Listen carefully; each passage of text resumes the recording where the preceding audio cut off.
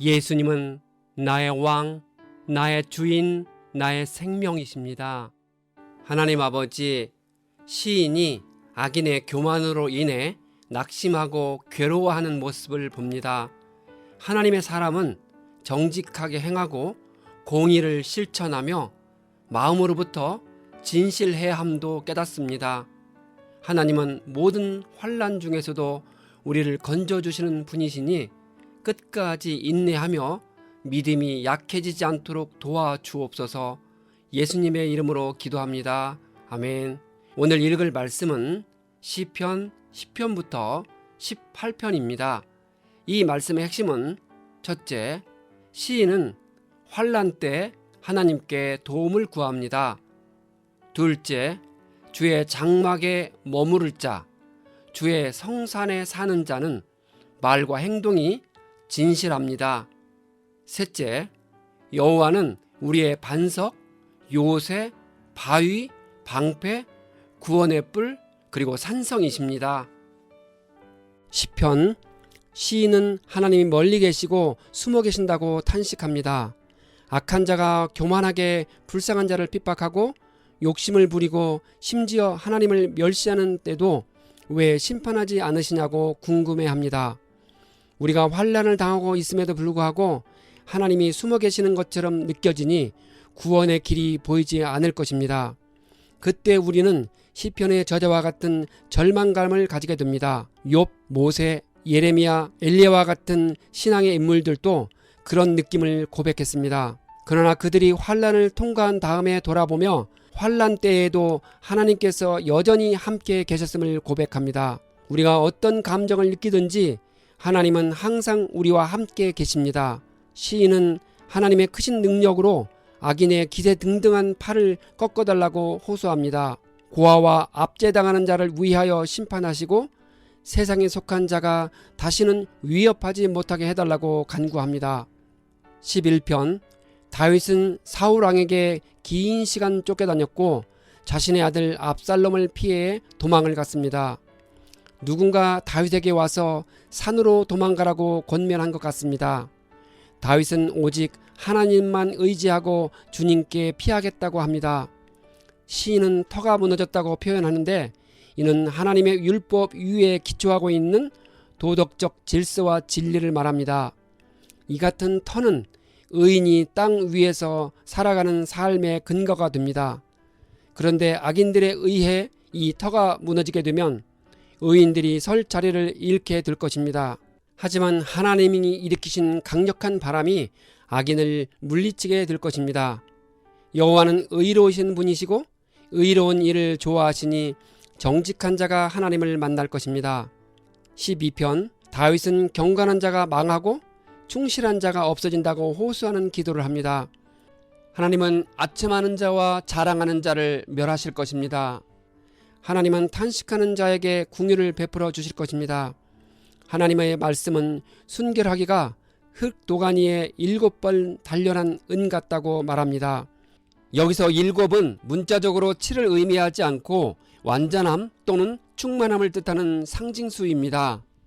흙 도가니에 여러 번 단련할수록 모든 불순물이 제거되어 은이 더욱 순수해지듯이 여호와의 말씀은 어떤 찌꺼기도 전혀 섞이지 않은 온전하고 순전한 순결함을 지녔다는 뜻입니다. 13편, 다윗은 하나님께 어느 때까지 잊으시고 주의 얼굴을 숨기시겠는지 탄식합니다.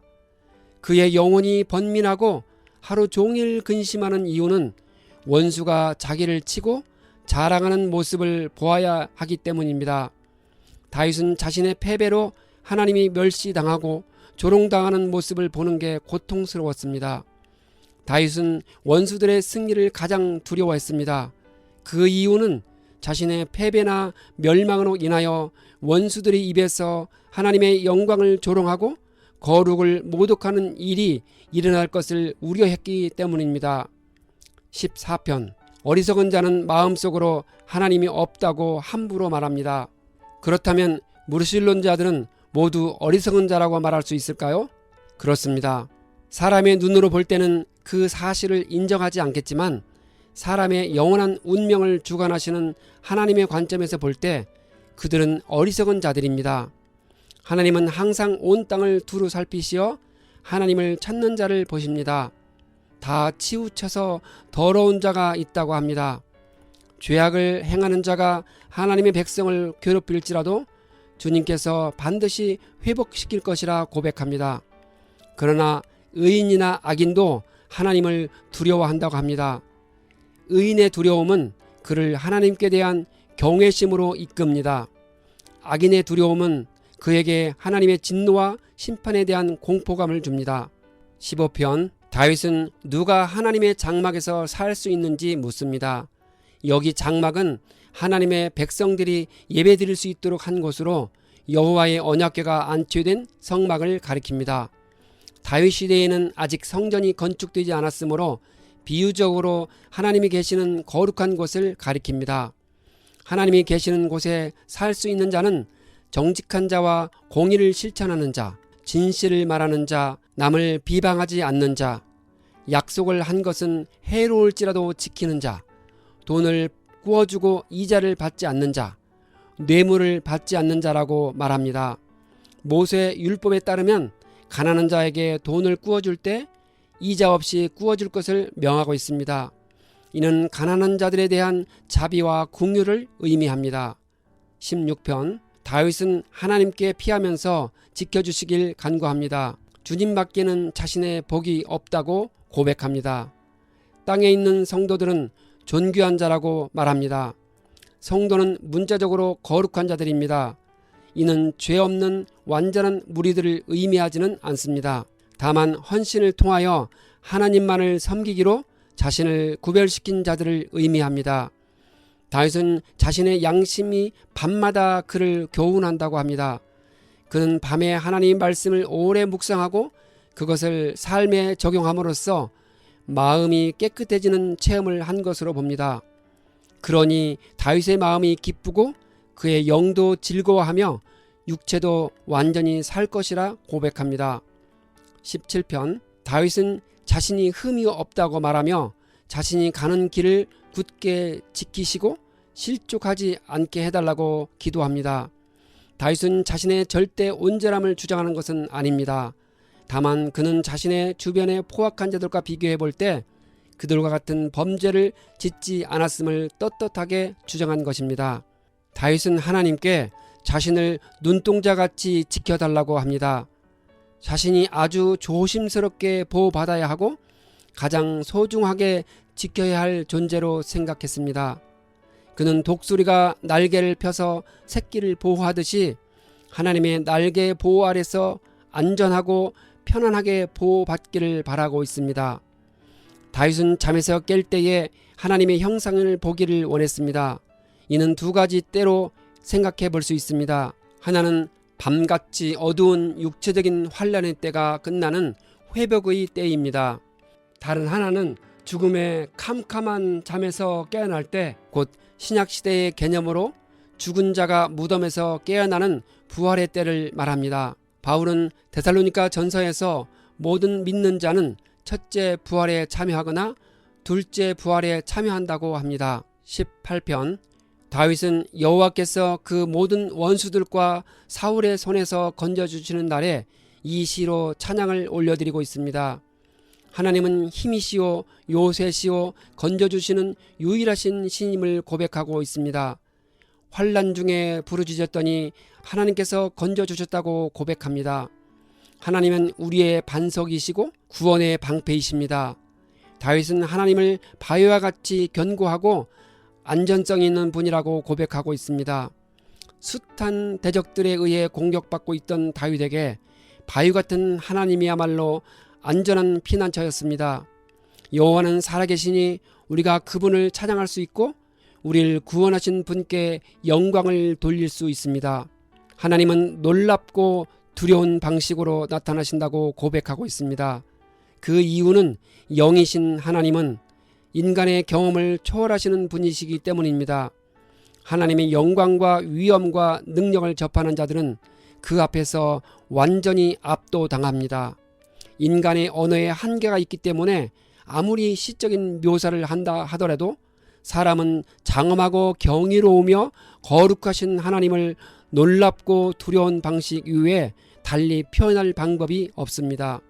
하나님의 꾸지람과 콧김으로 말미암아 물밑이 드러나고 세상의 터가 나타났음을 고백합니다. 이는 이스라엘 백성이 홍해를 건널 때 하나님은 바다를 갈라 물밑을 드러내셨고 그들이 건넌 후에는 다시 합치시니 이집트 병사들이 몰살당했습니다. 다윗은 그런 능력의 하나님께 자신을 넓은 곳으로 인도해 달라고 간구하고 있습니다.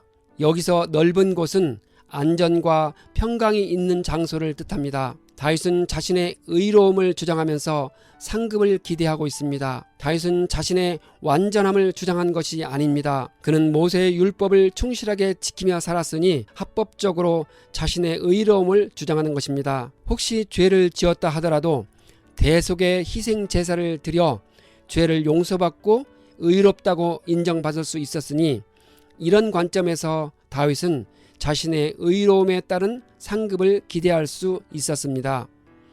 다윗은 하나님께서 자신의 발을 암사슴 같게 하셨다고 고백합니다. 암사슴은 날래고 민첩하기로 유명한 짐승입니다. 다윗은 하나님의 힘을 덧입어 전쟁에서 암사슴처럼 빠르게 달림으로써 대적의 공격을 피해 안전하게 살 수 있었음을 고백하는 것입니다. 다윗은 자신이 얻은 승리와 자신에게 복종한 이방인들에 관해 말하고 있지만 그는 자신이 얻은 모든 성공을 하나님의 공로로 돌리고 있습니다. 그는 업적에 대한 정직한 평가를 한 후 그 업적에 대한 공로를 오직 하나님께 돌리고 있습니다. 다윗은 하나님께서 왕에게 큰 구원을 주시며 기름 부음 받은 자에게 인자를 베푸시고 영원토록 그의 후손에게 이어가신다고 고백합니다. 믿는 자들이 하나님의 왕국에 충성된 군사로서 싸움에 참여할 때 승리를 얻을 수 있습니다. 어떤 때는 그 승리가 지체되어 더디올 때도 있지만 결국 하나님의 때에 분명한 승리를 맛볼 것입니다.